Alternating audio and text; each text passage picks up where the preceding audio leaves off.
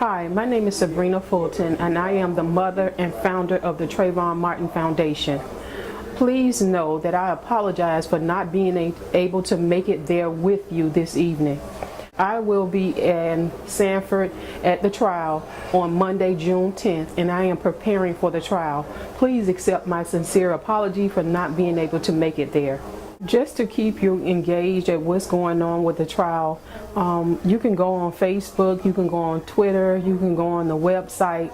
It's TrayvonMartinFoundation.org. I'd like to encourage you to pursue your dreams. Although it may be different things going on around you, I want you to have faith and I want you to be encouraged, because I am. Things happen for a reason, and that you go through things for a season. So just please know that I want you to be encouraged. I want you to do well in life. I want you to get your education and be prosperous.